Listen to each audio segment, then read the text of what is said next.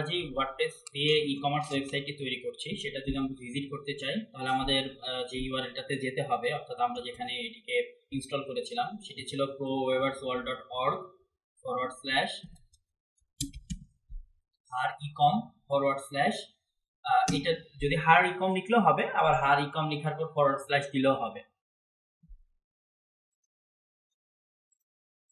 So আমরা যদি এখানে দেখি ইউআরএলটাতে যদি যাই তাহলে আমরা এতদিন পর্যন্ত যে ই-কমার্স ওয়েবসাইটটি দাঁড় করানোর চেষ্টা করছি সেটা আমরা দেখতে পাবো, অর্থাৎ আমাদের ওয়েবসাইটের যে ফ্রন্ট এন্ডটি আছে সেই ফ্রন্ট এন্ডটি আমরা এখন দেখতে পাবো।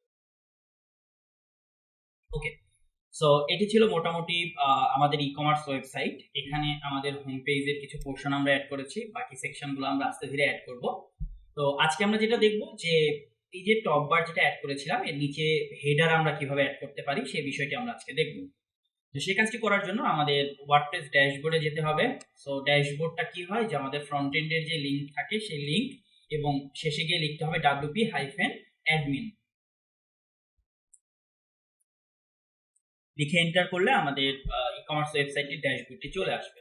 তো আমরা কি করব যে এই যে যেই টপ বারটি তৈরি করা ছিল তার নিচে আমরা একটি ন্যাব বার তৈরি করব যেখানে লোগো থাকবে এবং ন্যাব আইটেমগুলো থাকবে। আমাদের এই ই-কমার্স ওয়েবসাইটে কিন্তু আমরা এখনো কোনো লোগো বা ন্যাব আইটেমগুলো দেখতে পাচ্ছি না। সো আজকের ক্লাসে আমরা দেখব যে কিভাবে আমরা এখানে ন্যাব আইটেম এবং লোগো অ্যাড করতে পারি। তো সেই কাজটি করার জন্য যেতে হবে টেমপ্লেটস এই অপশনটিতে এবং এখান থেকে থিম বিল্ডার এই অপশনটি সিলেক্ট করতে হবে। এটি সিলেক্ট করার পরে এখান থেকে দেখুন আমরা হেডার অলরেডি সিলেক্ট করে রেখেছিলাম যার মাধ্যমে আমরা টপ বারটি তৈরি করেছি। সো এটিকে আবার কাস্টমাইজ করার জন্য আমরা এখানে ক্লিক করছি, দেন এই যে এখানে দেখেন এডিট অপশনস দেয়া আছে। সো এডিট এই অপশনটিতে এবার ক্লিক রাখছি।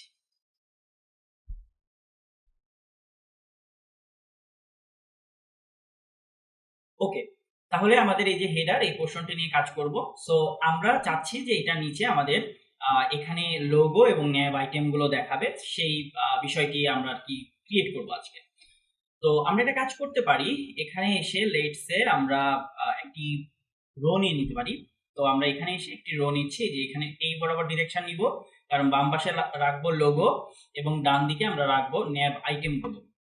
তো সেটি করার জন্য আমি এই ডিরেকশন সিলেক্ট করছি এবং এর ভেতরে দুটি কন্টেইনার ক্রিয়েট করব। বাম পাশের কন্টেইনারের ভেতরে থাকবে লোগো আর ডান পাশের কন্টেইনারের ভেতরে থাকবে ন্যাব আইটেমগুলো। তো এখানে মেইন রোটা নেওয়ার পরে এখানে এসে আমরা কন্টেইনার সিলেক্ট করছি, এই যে কন্টেইনার সিলেক্ট করছি, দেন এই ভেতরের কন্টেইনারটিকে আমরা রাইট ক্লিক করে এটাকে ডুপ্লিকেট করে নিচ্ছি, ডুপ্লিকেট। তাহলে এখানে দুটি কন্টেইনার চলে এসেছে। এখন এই কন্টেইনারের ভেতরে রাখবো লোগো। তো সেটি করার জন্য আমরা এখান থেকে যে সাইট লোগো যেটি দেয়া আছে এটাকে ড্র্যাগ করে এখানে ড্রপ করব। তবে এখানে একটা কথা বলে রাখি, এই যে সাইট লোগো এই উইজেটসটা ব্যবহার করলে এখানে যে লোগোটি আসছে আমরা কিন্তু একদম শুরুর দিকে এই লোগোটিকে আপলোড করেছিলাম ওয়ার্ডপ্রেসের ড্যাশবোর্ড যে থিম কাস্টমাইজেশন যে অপশনস ছিল ড্যাশবোর্ডে সেখান থেকে। আপনি যদি থিম কাস্টমাইজেশনের ওইখান থেকে লোগো আপলোড করে না রাখেন তাহলে এখানে কিন্তু এই যে সাইট লোগো এই উইজেটসটি ব্যবহার করলে এখানে কিন্তু লোগো শো করবে না। সো আপনাকে মেক শিওর করতে হবে যে ফার্স্টে ওয়ার্ডপ্রেসের ড্যাশবোর্ড দেন কাস্টমাইজ অপশনস থেকে লোগো আমরা যেভাবে আগে আপলোড করেছিলাম ওইভাবে আপলোড করতে হবে, দেন এই সাইট লোগো এই উইজেটসটি ব্যবহার করলে এখানে লোগো শো করবে। ওকে, এখন এই যে লোগোটি দেয়া আছে লেটস সে এই লোগোটি একদম মাঝখানে চলে আসছে, সো এটাকে আমরা লেফট অ্যালাইন করে রাখবো। তো সেটি করার জন্য এই যে লেফট অ্যালাইন ক্লিক করলে এটা লেফট সাইডে চলে আসবে এবং এই পাশটাতে আমরা রাখবো ন্যাব আইটেম। তাহলে আমরা যে 9 ডটস এখানে ক্লিক করছি, দেন এখান থেকে আমরা সিলেক্ট করব যে সাইট লোগো সাইট টাইটেল এই যে মেনু। সো আমরা এখান থেকে ওয়ার্ডপ্রেস মেনু এটাকে সিলেক্ট করছি, দেখি যে কি আসে। সো এই মেনুটা সিলেক্ট করলে দেখেন আমরা মেনুর নাম দিয়েছিলাম মেইন মেনু, সো মেনুটি এখানে চলে এসেছে এবং আমরা এখান থেকে মেনুকে হরিজন্টাল লেআউট বা ভার্টিক্যাল যে লেআউটটা আছে সেভাবে আমরা এটাকে কনভার্ট করে ফেলতে পারি।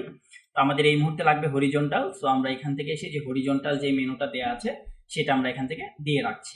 এবং আমাদের ওয়েবসাইটের যে কালার সেটার সাথে আমরা কনসিস্টেন্সি মেনটেন করার জন্য যেটা করতে পারি যে আমরা ব্যাকগ্রাউন্ড কালার দিতে পারি। লেটসে ব্যাকগ্রাউন্ড কালার আমরা এই ক্ষেত্রে, আচ্ছা আমরা যে সাইটটা দেখে কালারের আইডিয়া নিয়ে এটা তৈরি করছিলাম আমরা সেই সাইটটাতে একটু ভিজিট করি। আমরা চলে যাচ্ছি themewagon.com।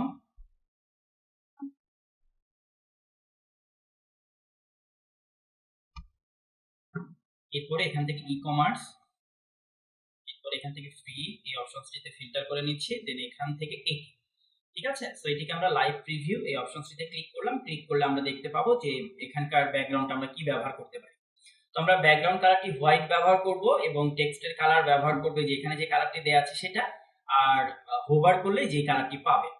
তো সেই কাজটি তাহলে আমরা করি। তাহলে আমরা একটু দেখি যে অন এভরিথিং এটির কালারটি কি দেওয়া আছে। তো এখান থেকে সিলেক্ট করলে আমরা দেখতে পাচ্ছি কালার দেওয়া আছে 002C3E।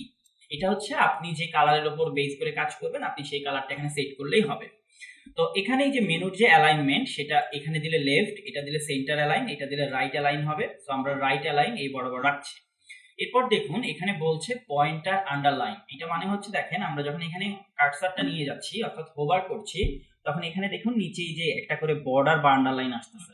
তো এই যে পয়েন্টার আন্ডারলাইন, এটাকে আপনি বিভিন্ন ধরনের চেঞ্জেস করতে পারবেন। যেমন আমরা যদি এখানে দেখি, এখানে নর্মালি কালারগুলো চেঞ্জ হচ্ছে, সো আমরা সেটাও করতে পারি। অথবা আমরা যদি চাই, দেখেন আমরা যদি এখানে ব্যাকগ্রাউন্ড দিয়ে রাখি, তাহলে দেখবেন যে পুরো মেনুর যে ব্যাকগ্রাউন্ড, এই যে হোভার করলে যে ব্যাকগ্রাউন্ড সেটি চেঞ্জ হচ্ছে। তো লেটসে আমরা এখানে টেক্সট এটি দিয়ে রাখবো, তাহলে হোভার করলে শুধুমাত্র টেক্সটের কালার চেঞ্জ হবে। ওকে, আচ্ছা। এরপরে এখানে অ্যানিমেশন দেয়া আছে গ্রো। সো আমরা এখান থেকে এসে বিভিন্ন ধরনের অ্যানিমেশন সিলেক্ট করতে পারি। সো আমরা যদি এখান থেকে লেটসে রোটেট এটা দিয়ে রাখি, তাহলে দেখুন এখানে কিভাবে আসবে, এই যে এরকম ভাবে আসবে। ওকে, সো এরকম ভাবে অ্যানিমেশন আমরা চাইলে অ্যাড করতে পারি। তো এদেরটাতে কি দেয়া আছে, এটাতে নর্মাল জাস্ট কালারটা চেঞ্জ করা আছে, কোনো অ্যানিমেশন দেয়া নাই। সো আমরা শ্রিঙ্ক বা এই টাইপের দেখি কোনটা আমাদের এই ওয়েবসাইটের সাথে যাচ্ছে। আচ্ছা, শ্রিঙ্ক আমরা যদি এখান থেকে ফ্লোট দিয়ে রাখি, ওকে। সো আমরা এখান থেকে লেটসে ব্যবহার করছি গ্রো। সো গ্রো যদি দিয়ে রাখি তাহলে ইফেক্টটা হবে এইরকম। অথবা আমরা চাইলে এখান থেকে প্রথমে যেটা দিয়েছিলাম সেটা আমার কাছে ভালো মনে হচ্ছে। সো আমরা এখান থেকে রোটেট যে অপশনটি দেওয়া আছে সেটা সিলেক্ট করলাম। এরপর সাবমেনু ইন্ডিকেটর, এটা যেরকম দেওয়া আছে এরকম অ্যাজ ইট ইজ রাখছি। এরপর দেখুন এখানে লেখা আছে মোবাইল ড্রপডাউন, অর্থাৎ আমরা যখন এই ওয়েবসাইটটিকে ছোট ডিভাইসে দেখব, তখন এই মেনুগুলো আসলে কিভাবে শো করবে সেটা এখানে বলা হচ্ছে। সো আমরা যদি একদম নিচে এসে যে রেসপন্সিভ মোড এখানে ক্লিক করি, করে এই যে উপরে দেখেন আপনি এখান থেকে ডিভাইস সিলেক্ট করতে পারবেন। ঠিক আছে, রেসপন্সিভ সম্পর্কে একটু আইডিয়া দিয়ে রাখি আপনাদেরকে। যখন কোনো একটা ওয়েবসাইট ভিজিট করা হয়, তখন কিন্তু যিনি ওয়েবসাইটটা তৈরি করছে তিনি কিন্তু আসলে বলতে পারবে না যে তার এই ওয়েবসাইটটি আসলে visitor mobile phone, tablet, laptop, desktop কোন ডিভাইস দিয়ে ব্যবহার করবে। সো এই কারণে যেটি করতে হয়, যখন একটি ওয়েবসাইট তৈরি করা হয় তখন ওয়েবসাইটটিকে সবগুলো ডিভাইসের জন্য কম্প্যাটিবল করতে হয়, অর্থাৎ সবগুলা ডিভাইসেই যেন ওয়েবসাইটে ঠিক মতো দেখা যায়, কোথাও যেন ভেঙে না যায়। ভেঙে যাওয়া মিনস ধরেন একটা বাটনের উপর আরেকটা বাটন উঠে গেল, বা ইমেজগুলো নাই হয়ে গেল, বা ধরেন একটা ফন্টের উপরে আরেকটা ফন্ট ওভারল্যাপ করলো, এই প্রবলেমগুলো যাতে না হয় সেই জন্য অবশ্যই যখন একটি ওয়েবসাইট তৈরি করা হয়, ওয়েবসাইটটিকে রেসপন্সিভ করতে হয়। তো এখানে দেখুন আমরা যদি ট্যাবলেট সিলেক্ট করি, এই যে ট্যাবলেট সিলেক্ট করি, তাহলে মেনুটা দেখাবে এরকম। সো এই ব্রেক পয়েন্ট এটি দেয়া আছে। আমরা যদি এখান থেকে এসে মোবাইল এটা সিলেক্ট করি, তাহলে যখন আমরা মোবাইলে দেখব তখনই কেবলমাত্র এরকম মেনু আসবে। ওকে, তো লেটস সে আমরা ব্রেক পয়েন্ট এটা মোবাইল সিলেক্ট করে দিয়ে রাখছি। এবার দেখুন আমরা যদি এটাকে ক্লিক করে ওপেন করে রাখি, এরপরে যদি আমরা এখানে ফুল উইথ করে দিয়ে রাখি, তাহলে মেনুটা এরকম ভাবে ফুল উইথ পাবে আর কি। এরপর এখানে লেখা আছে টেক্সট অ্যালাইন অ্যাসাইড, আমি যদি এটাকে সেন্টার করে দেই তাহলে এই যে টেক্সটগুলো একদম সেন্টারে চলে আসবে। এরপরে টগল বাটন হ্যামবার্গার, অর্থাৎ দেখেন এই যে এখানে যে আইকনটা দেয়া আছে আইকনটাকে বলা হয় হ্যামবার্গার আইকন। সো এখানে যেটা দেয়া আছে আমি আপাতত সেটাই রাখছি। এরপরে এখানে বলছে নরমাল অবস্থায় কোনো আইকন থাকবে কিনা, হোভার করলে কোনো অ্যানিমেশন হবে কিনা, অ্যাক্টিভ অবস্থায় কোনো অ্যানিমেশন থাকবে কিনা, সেই অপশনসগুলো এখান থেকে দেয়া আছে। এরপর যখন টগল অ্যালাইন হবে তখন এই মেনুটা আসলে কোথায় দেখাবে, এই মেনুটা একদম রাইট সাইডে চলে যাবে। সো আমরা একদম এইরকম ভাবে রাইট সাইডে দিয়ে রাখছি। ওকে, আচ্ছা। এরপরে আমরা একটা কাজ করতে পারি, সেটি হচ্ছে যে এই যে মেনুটা, এখন একটি বিষয় খেয়াল করেন, আমি চাচ্ছি যে যখন মোবাইল ডিভাইসে দেখবে তখন এই যে লোগো এইটা জাস্ট এতটুকুন জায়গা দখল করবে, আর এই যেখানে যে হ্যামবার্গারটা আছে সেটা এখানে থাকবে। সো এই কাজটি করার জন্য এই যে কন্টেইনার এখানে ক্লিক করবেন, করার পরে এখান থেকে উইথ এখানে বলে দিবেন, এখান থেকে পিক্সেলকে চেঞ্জ করবেন পার্সেন্টেজে, দেন এখানে বলবেন 50%।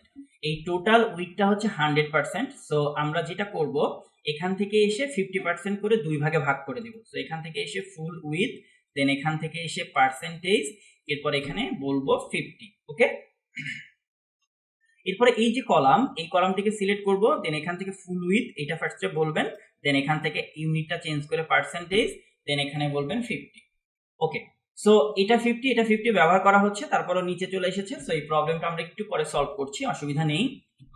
আমরা লেটস এখানে যদি 49 বা একটু কমাই, তাহলে মোটামুটি এটা একদম উপরের রোতে চলে আসে। দেখেন এই যে উপরের রোতে কিন্তু চলে এসেছে। ওকে, আচ্ছা, সো আমরা এতটুকুন আপাতত করে রাখলাম। এরপরে এখানে আর কি কি অপশনস দেয়া আছে, আমরা যদি আবার মেনুতে চলে যেতে চাই, সো এই জায়গাতে ক্লিক করে আমরা মেনুর সেটিংসে চলে যাব। এই যে মেনুর সেটিংস। ওকে, সো এখান থেকে টগল আইকন, এরপর স্টাইলে গিয়ে আমরা কালারগুলো চেঞ্জ করব। সো আমরা আবার ডেস্কটপ মোডে ফেরত যাই। এখান থেকে আইকন যেটা দেয়া আছে আমরা সেটাই রাখছি। আমরা মোটামুটি মেনু নিয়ে কাজ করব। তাহলে মেনুর এখানে ক্লিক রেখে এই যে টাইপোগ্রাফি, সো এখান থেকে টাইপোগ্রাফি যেটা সিলেক্ট করা আছে সেটাই রাখছি, নুনিত। আর এরপরে আমরা নিচে এসে যে নর্মাল অবস্থায় কালার কি হবে, এই কালারের এখানে ক্লিক রেখে আমরা বলে দিচ্ছি যে নর্মাল অবস্থায় এটির কালার হবে এই কালারটা। ওকে, এরপর যখন হোভার করা হবে তখন কোন কালার পাবে, হোভার করলে এই যে এই কালারটি পাবে। সো হোভারে এসে এটিকে সিলেক্ট করে রাখছি। দেন আমরা এখান থেকে হোভারে এসে যে হোভারটি ক্লিক করে দেন এখান থেকে আমরা বলে দিচ্ছি যখন মেনুটিকে হোভার করা হবে তখন এই কালারটি পাবে। এরপরে যে অপশনসটি দেয়া আছে এটা হচ্ছে অ্যাক্টিভ। অ্যাক্টিভ মানে হচ্ছে এই যে ওয়েবসাইটটি এখন হোম পেজে থাকার কারণে দেখেন এই পেজটার কালার বা এই লেখাটার কালার কিন্তু ডিফারেন্ট। যখন প্রোডাক্ট এই পেজটা অ্যাক্টিভেট হচ্ছে তখন কিন্তু এইটার কালারটা চেঞ্জ হচ্ছে। তার মানে অ্যাক্টিভ মানে হচ্ছে ভিজিটর কখন কোন পেজে থাকতেছে সেটাকে খুব সুন্দরভাবে বোঝানো। যেমন আমি যদি ব্লগ পেজে যাই, তার মানে আমি বুঝতে পারতেছি যে এখন আমি ব্লগ পেজে আছি, এর কারণে এই যে ব্লগ এই লেখাটার কালারটা চেঞ্জ হচ্ছে। ওকে, তো আমরা এখানে এসে এই যে অ্যাক্টিভ এটি সিলেক্ট করলাম, দেন টেক্সট কালার এটি বলে দিয়ে রাখলাম। ওকে, আচ্ছা, এরপরে আবার নর্মাল অবস্থায় ফেরত আসি। সো টেক্সট কালার, এরপর কোনো ডিভাইডার আমরা ব্যবহার করতে চাই কিনা, আমরা এটাকে অন করলে যে ডিভাইডার চলে আসবে, তো আমরা ডিভাইডারটাকে আপাতত অফ করে রাখছি। এরপর হরিজন্টাল কোনো প্যাডিং দিতে চাই কিনা, সো হরিজন্টাল কোনো প্যাডিং দিতে চাইলে সেটাও পারি, বাট আমরা এটাকে আপাতত 0 করে রাখছি। কারণ কি এখানে যদি আমরা প্যাডিংটা বাড়াই তাহলে একদম এই যে সবার শেষের যে মেনু এই সাইডেও কিন্তু জায়গা পাচ্ছে, সো আমরা সেটি চাই না, আমরা এটাকে 0 করে দিয়ে রাখবো।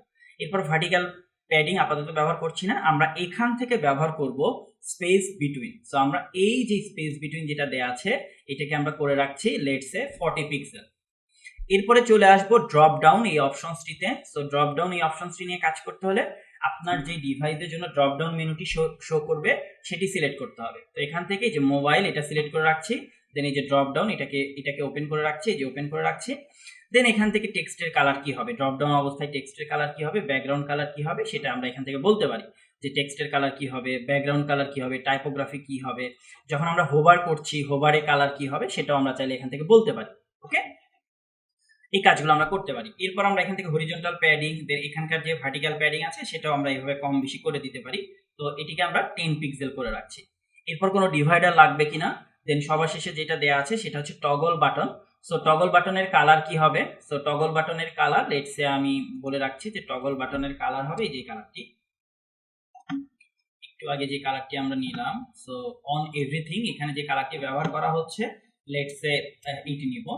তো এখান থেকে এসে আমরা বলছি যে টগল বাটন এটার যে কালার সেই কালারটি হবে এটি। দেন ব্যাকগ্রাউন্ড কালার আমরা চাইলে লাইট কালার যেটা দেয়া আছে সেটা রাখতে পারি। এরপর এটা সাইজ কত ছোট বা বড় হবে সেটা আমরা এখান থেকে ডিফাইন করে দিতে পারি।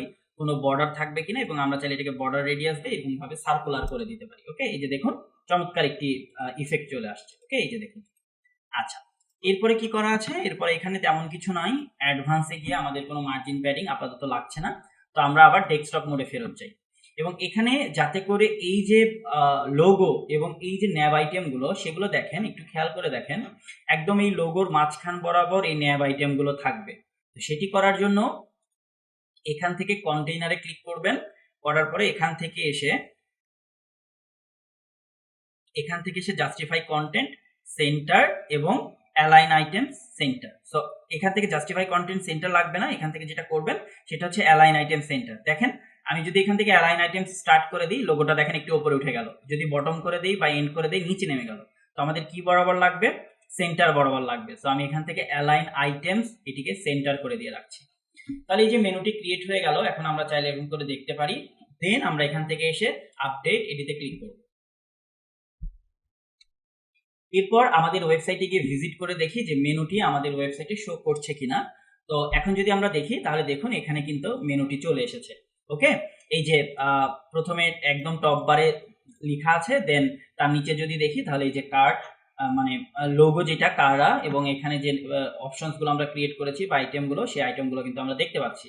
এবং দেখুন আমি যদি শপ এটিতে ক্লিক করি তাহলে শপ পেজে নিয়ে যাচ্ছে, আমরা অ্যাবাউটে ক্লিক করলে অ্যাবাউট পেজে নিয়ে যাচ্ছে। আমরা এখনো about page, blog page, contact পেজে তেমন কিছু রাখি নাই, বাট আমরা কিন্তু অ্যাটলিস্ট এতটুকু নিশ্চিত করতেছি যে এখানে যে ন্যাব আইটেমগুলো দেওয়া আছে সেই ন্যাব আইটেমগুলো ঠিক মতো কাজ করছে এবং এটিকে আমরা রেসপন্সিভ করেছি। আমরা যদি একদম ছোট ডিভাইসে দেখি তাহলে দেখুন এটা কিন্তু এই যে মেনুটি, যেটি এই মেনুটি কিন্তু রেসপন্সিভ মেনু। ওকে, সো আমাদের ছোট্ট একটু কাজ করতে হবে যে যখন আমরা ছোট ডিভাইসে দেখবো তখন ওপরের যে ট্যাব মানে টপ বারটি আছে এই টপ বারটিকে রেসপন্সিভ করতে হবে। তো সেটি করার জন্য এই যে টপ বার যেটি দেয়া আছে এটির কন্টেইনারকে ক্লিক করছি, দেন এখান থেকে ট্যাবলেটে কেমন দেখাবে, ট্যাবলেটে ঠিক আছে, মোবাইলে কেমন দেখাবে সেটা আমরা সিলেক্ট করে দেব। তো আমরা চাচ্ছি যে মোবাইলের জন্য এই টপ বারটি দেখানোর প্রয়োজন নেই, তাহলে কি করতে হবে দেখুন, এই যে সেকশন, এই সেকশনের ভেতরে কিন্তু এতটুকু লেখা আছে, রাইট, এই টপ বারটা আছে। সো এই সেকশনটিতে ক্লিক করবেন, দেন অ্যাডভান্সড এই অপশনটিতে আসবেন, আসার পরে এখান থেকে রেসপন্সিভ এটিতে ক্লিক করবেন, দেন এখান থেকে দেখেন কি বলছে, visibility, responsive visibility will take effect only on preview mode or live page and not while editing in Elementor. So যখন আপনি এলিমেন্টরে এডিট করবেন তখন হয়তো ইফেক্টটা দেখতে পাবেন না, বাট আমরা প্রিভিউ মোডে ক্লিক করলে দেখতে পাবো, সেই কথাটি তারা বলছে। তো এই যে কন্টেইনার, এই পুরো কন্টেইনারটাকে আমরা হাইড করতে চাই কোথায়, মোবাইল ডিভাইসের জন্য। সো আমরা মোবাইল ডিভাইসের জন্য এটাকে হাইড করে দিয়ে রাখলাম, এবং আমরা যদি একটু খেয়াল করি এটিকে যদি অফ করে দিই তাহলে দেখুন মোবাইল ডিভাইসে মেনুটি এরকম দেখাবে। ওকে, এই যে আবার আমরা যদি এখান থেকে দেখুন যদি ট্যাবলেটে যাই, ট্যাবলেটে মেনুটা এরকম দেখাচ্ছে, এই যে উপরেরটা ঠিক আছে বাট এখানকার একটু প্রবলেম হচ্ছে, তো ওইটা আমরা সলভ করে ফেলি। তো ট্যাবলেটের জন্য তাহলে আমরা একটা কাজ করি যে এই যে কন্টেইনার, এই কন্টেইনারটাকে আমরা যেটা করব ফুল উইথ, দেন এটাকে আমরা বললাম লেটস সে 30%। ওকে, এখান থেকে যে 30% বলে দিলাম। আর এই যে কন্টেইনার আছে এটাকে সিলেক্ট করি, দেন ফুল উইথ, এরপরে এটাকে পার্সেন্টেজ দিই, এটাকে বলবো যেহেতু এটাকে 70% 30% দিয়েছি, সো এটাকে 70% দেওয়া যাবে। সো এখানে এসে এটাকে আমরা 70% করে দিচ্ছি। এরপরে যদি প্রবলেম সলভ না হয় তাহলে আরেকবার ক্রস চেক করতে হবে, যে এখান থেকে এসে পার্সেন্টেজ এটাকে বলে দিলাম 20%, দেখি স্টে করছে কিনা, এবং এখানে ক্লিক রেখে ফুল উইথ, তাহলে আগেরটাতে যেহেতু 20 দিয়েছি সো এখানে আমরা 80% দিতে পারবো। ওকে, তো আমরা একদম ক্রস চেক করি যে মোবাইলে কেমন দেখাবে, যে মোবাইলে মেনুটা এরকম ভাবে আসবে, এই যে মেনুটা এরকম ভাবে আসবে। যদি আমরা এটাকে ট্যাবলেট মোডে দেখি তাহলে ট্যাবলেট মোডে মোবাইলটা তাহলে ট্যাবলেট মোডে মেনুটা এরকম দেখাবে, এবং এরপরে যদি ডেস্কটপ মোডে আসি তাহলে ডেস্কটপ মোডে এরকম ভাবে দেখাবে। তো সবগুলা কাজ যখন আমার কমপ্লিট হয়ে যাবে তখন এখান থেকে এই যে আপডেট বাটন যেটি দেওয়া আছে এটিতে কিন্তু ক্লিক করতে ভোলা যাবে না, এখানে কিন্তু অবশ্যই ক্লিক করে জিনিসটাকে আপডেট করতে হবে বা সেভ করে রাখতে হবে। তাহলে আজকের এই মডিউলে আমরা দেখেছি যে কিভাবে আমরা এলিমেন্টর এবং প্রো এলিমেন্টস এই দুটি ব্যবহার করে আমাদের ই কমার্স ওয়েবসাইটের জন্য একটি সুন্দর ন্যাববার তৈরি করে ফেলতে পারি, এবং সেটিকে পাশাপাশি আমরা কিভাবে রেসপন্সিভ করতে পারি যাতে করে ভিজিটর যে ডিভাইস থেকে এই ওয়েবসাইটে ভিজিট করুক না কেন কোনো লেআউট যাতে ভেঙে না যায়।